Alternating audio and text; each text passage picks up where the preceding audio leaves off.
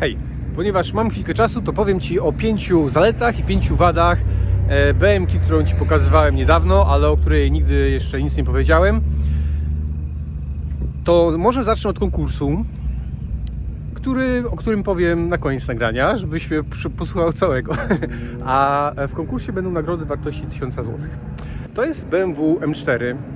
Tutaj gdzieś dam link do filmu sprzed tygodnia albo 2 tygodni, jak pokazywałem moje fury. Może zacznę od wad, ale ogólnie ja o tym samochodzie dużo powiem za jakiś czas, bo na razie jestem na torze i zanim opony będę miał założone, to jest chwilkę czasu. Ponieważ Polacy lubią narzekać, to może zacznę od 5 wad, a potem do zalet przejdę. Tak, to jestem ja, Jacek, ale jest słońce takie, że nic nie będę widział. Mam nadzieję, że będzie coś słychać, bo też wiatr wieje. Jestem na torze Ułęż pod Lublinem. Przestrzeń i radość dla miłośników motosportu. Wady. Największa wada, jak dla mnie, w tym samochodzie to była kwestia zawieszenia. To jest jeszcze kwestia zawieszenia. Bo to jest samochód sportowy. M4, tak? Ale jak się jedzie autostradą, zawieje wiatr, to robi takie, potrafi nim rzucić. Więc przy samochodzie, który waży 1595 kg i no, nie jest to sympatyczne w prowadzeniu. Dokładnie 3 dni temu miałem założone nowe stabilizatory, więc po założeniu tych nowych stabilizatorów już nie ma tego efektu, bo jak jechałem dzisiaj z Warszawy, to już nim nie rzucało. Zobaczę, jeszcze nie jechałem na torze, zaraz zobaczę jak to wpłynęło na jazdę torową, więc na pewno to jest zawieszenie. Tak, wymieniłem na razie te stabilizatory, ale jeszcze wymienię zawieszenie, bo nie jestem zadowolony, tak? Ci, którzy jeżdżą mocniej M4, to dokładnie wiedzą, o co chodzi. Więc to jest pierwsza sprawa. Druga sprawa to są hamulce. Ja Ci pokażę hamulce, jakie są teraz. Na tyle, na ile będzie widać. One niby wyglądają na całkiem solidne, całkiem duże, ale to są tylko 4-tłoczkowe.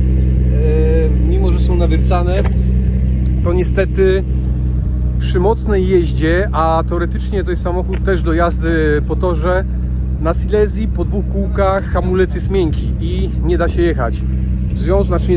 Nie da się hamować. Co w związku z tym? W związku z tym ja tutaj założyłem na razie taką rzecz, czyli są tutaj nawiewy zrobione na hamulec, ale też wymienię z przodu, ale to może w przyszłym tygodniu pokażę. Całe tarcze będą wymienione na hamulec pływający, 6-tłoczkowy, Upper Racing, więc może da radę, ale w sumie nie spodziewam się cudów, bo no, auto ma swoją wagę, powinno być lepiej, ale cudów nie będzie. Więc to są wady, takie na zewnątrz. To może teraz wady w środku są związane z tym, co jest dookoła kierowcy. Najpoważniejsza wada, jak dla mnie, to jest tutaj, popatrz, o, żeby ta kamera to złapała. Tutaj jest przycisk limitera. Jak jedziesz sportowo, to zdarzyło mi się kilka razy na torze, że po prostu to przycisnąłem i koniec jazdy. A wiesz, jak jesteś na torze, dużo się rzeczy dzieje, to nie jest takie proste wyłączyć to, włączyć, cokolwiek z tym zrobić. Tak, co tutaj jeszcze? Aha, tu jest wada, o czym już mówiłem w innych samochodach, jak dla mnie, czyli przycisk, czyli to, że jest, jak to się nazywa, autostop, wyłączanie silnika. Jeśli są 2 turbiny w takim samochodzie i samochód mi się wyłączy, no to słabo, bardzo słabo. Dlatego to i to kazałem elektronicznie odpiąć, więc to mam odpięte i w tym momencie mam z tym problem z głowy. Dla mnie to jest wada, ale to jest po prostu BMW. Czyli jest to kwestia tej dźwigni biegów. Musiałem się chyba z miesiąc przyzwyczajać do tego, bo ja zawsze jak jadę automatem, daję na park, tak? I wysiadam, a tutaj i tak z przyzwyczajenia ruszam sobie dźwignią i daję na neutral i wtedy jak się go wyłączy, to nie jest wyłączony, tylko go trzeba jeszcze raz wyłączyć. A ja o tym na początku nie wiedziałem, więc wysiadam z niego, zamykam i on wtedy takie 3 wkurzające dźwięki daje i trzeba jeszcze raz przycisnąć, żeby wtedy się faktycznie wyłączył. Także to z takich grubych wad. I ostatnia taka wada, to już być może jest 6, a być może dopiero 5, no powiedzmy, że jest bonusowa. Dla mnie wadą jest jego utrata wartości, bo jeśli go kupujesz nowego, a nowy taki kosztuje grubo ponad 400 000, to on bardzo dużo traci na wartości. I powiem Ci, że jako nowego bym go nie kupił. Dlaczego? Dlatego, że w tych samych pieniądzach kupujesz sobie 911, która na dzień dobry nadaje się do mocnej jazdy i hamulce się nie przegrzewają, i się trzyma drogi, i nie traci na wartości, tak jak ten. Ale ta utrata wartości jest też jego zaletą. I teraz przejdziemy właśnie do zalet, bo taki samochód jesteś w stanie dzisiaj kupić za 200-250 tysięcy i jest to duży plus. Akurat powiem Ci, że mój kolega kupił nową salonu CS. To zanim przejdę do zalet, to jeszcze porównam szybko do CS-a, bo tym CS-em się troszkę przejechałem i powiem Ci, że nie dałbym ponad 400 za ten samochód, naprawdę bym nie dał, bo okej, on jest troszkę lżejszy, ma lepsze hamulce, bo tam są na dzień dobry hamulce ceramika, ceramiczno-karbonowe, ale za te pieniądze naprawdę wolałbym 911, chociaż nie przepadam, znaczy wizualnie mi się nie podobają specjalnie Porszaki, więc tak o to się rozchodzi. Dla mnie osobiście jego wadą, co właścicielom BMW się nie spodoba, jest postrzeganie BMW i wcześniej nie kupowałem żadnej BMW-ki, bo no, myślę, że wiesz co się mówi o właścicielach BMW-ek, więc to był dla mnie problem i pewnie dalej jest, tym bardziej, że też w tamtym tygodniu zamocowałem to, więc ten samochód już w ogóle tak wygląda nie bardzo, no ale trudno, za to przynajmniej się trzyma drogi tak jak trzeba.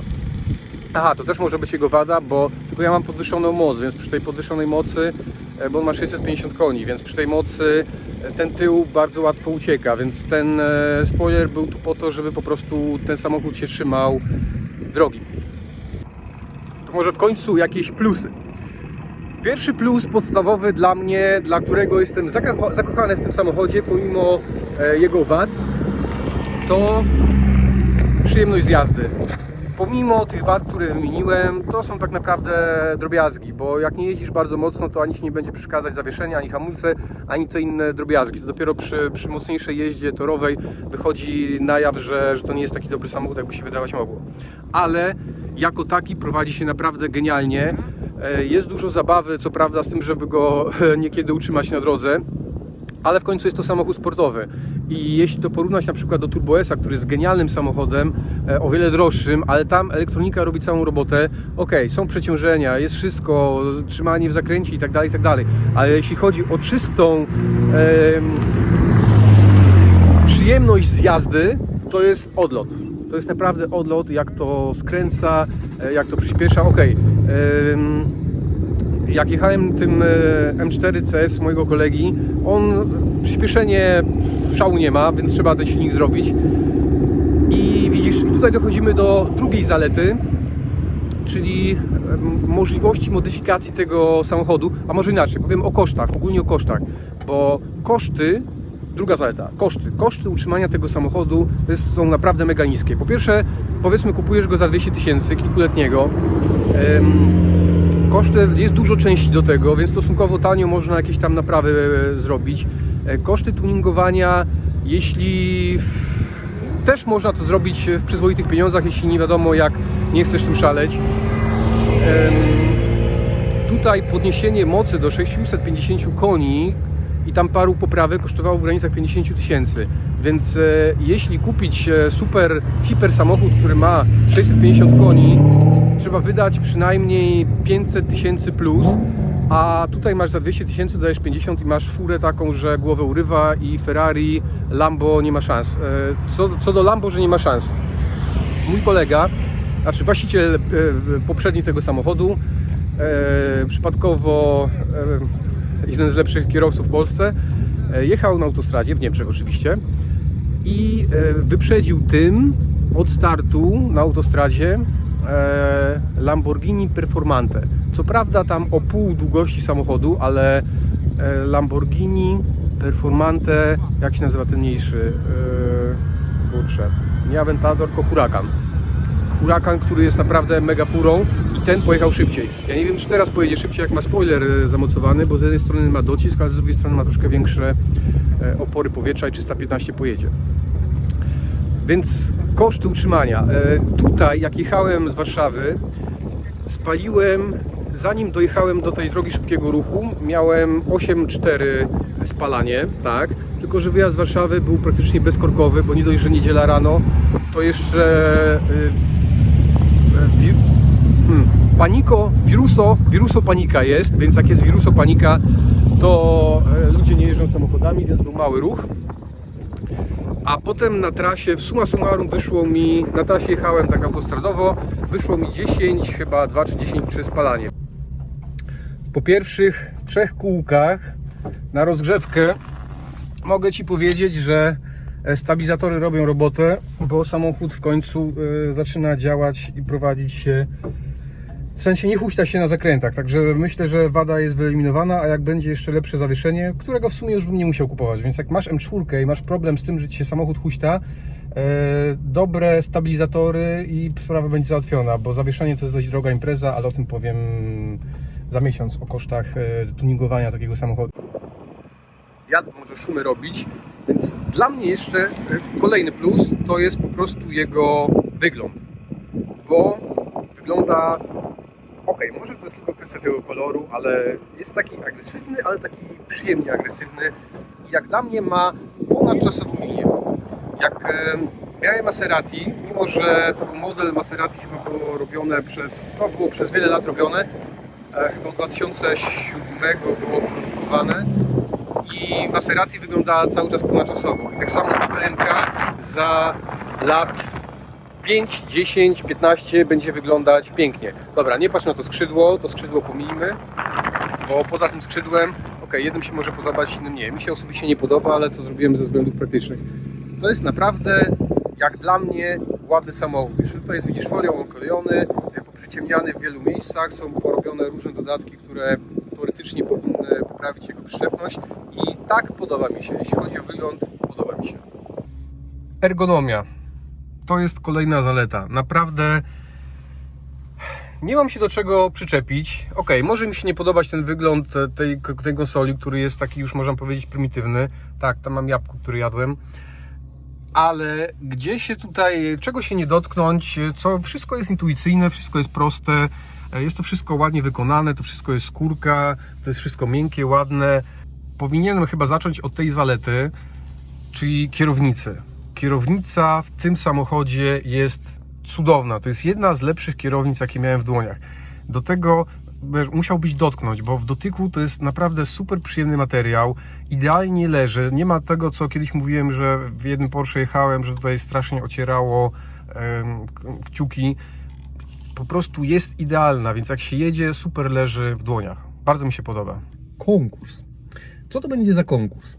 Konkurs, najpierw nagroda, a potem warunki. Nagrodą będzie to, że będziesz mógł pojeździć sobie tak w granicach 20 minut, jak ta sesja na torze Silesia, bo będziesz mógł Ty poprowadzić tym samochodem podczas właśnie takiej sesji albo na torze Silesia, albo tutaj na Ułężu, jeśli będzie możliwość przejazdu, to na Ułężu ze 3 kółka będziesz mógł zrobić. Na Silesii sesja trwa 20 minut i możesz Ty prowadzić, o ile masz prawo jazdy, a tak, to jest warunek, musisz mieć prawo jazdy i nie możesz być wariatem.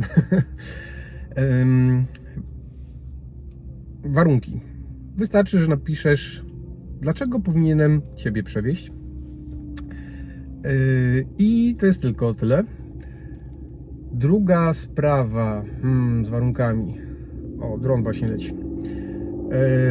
Wybiorę 2 osoby i dlaczego to jest warte aż 1000 zł. Widzisz, motosport może nie wiesz, ale jest bardzo drogim sportem i gdybyś się chciał na autoprezencie przejechać takim samochodem 4 kółka, zapłaciłbyś 400 do 500 zł, a tutaj mówię Ci o sesji w granicach 20 minut, gdzie to ja kiedyś zrobię odcinek na temat motosportu i dlaczego to jest takie drogie. W wielkim skrócie, opony, paliwo, koszty serwisowania to są rzeczy, o których sobie ludzie sprawy nie zdają, ale koszty serwisowania takich samochodów są niestety kosmiczne, ale o tym kiedyś zrobię odcinek. Za tydzień wybiorę 2 osoby i do wyboru będzie, tylko chciałbym to zrobić do końca kwietnia. Jak przyjdziesz mi w październiku, do końca kwietnia odbiór nagrody. Są tory, gdzie można jeździć. Jeśli będzie tak, że przez tego wirusa będą tory pozamykane, nie będzie można jeździć, to wtedy to przełożymy, ale zakładam, że będzie można jeździć i chciałbym, żeby to było zrealizowane do końca kwietnia. Także wybiorę 2 osoby, ustalamy termin, przyjeżdżasz i frajda. Dobra, dzięki, do usłyszenia na dniach. Wyszła na koniec bonusowa wada. Może nie wada, no ale po przejechaniu 6 czy 7 kółek zaczął nierówno pracować silnik i mechanicy z PC mówią, że jeden cylinder przestał pracować i to przez paliwo najprawdopodobniej. W związku z tym wracam sobie grzecznie do domu i pojadę na najbliższą stację, gdzie jest 100-tonowe paliwo, bo zalałem 98 przed, ale widocznie coś tam było nie tak z tym paliwem. Więc widzisz, minus jest taki, że trzeba tankować drogie paliwo, bo 98, no jakby nie patrzeć, jest droższa od 95 i to jeszcze patrzeć na to, na jakiej stacji to się tankuje. Ja na firmowej zatankowałem, no ale może w mniejszych miejscowościach jest tak, że to paliwo dłużej stoi i widzisz, trzeba na tory zabierać swoje własne. Miłej niedzieli życzę, dzięki temu ten film będę mógł wrzucić wcześniej. Hej. Nalałem lepszego paliwa i sprawa rozwiązana. Tylko, że chciałem, znaczy silnik pracuje dobrze, tylko, że chciałem Ci na torze pokazać, jak on jedzie, więc no, na godzinę już mi się nie opłaca wracać, więc pokażę Ci następnym razem huki, jakie mu towarzyszą, ale może teraz będzie słychać, bo włączyłem mu tryb niegrzeczny, teraz ma tryb niegrzeczny i dodam gazu.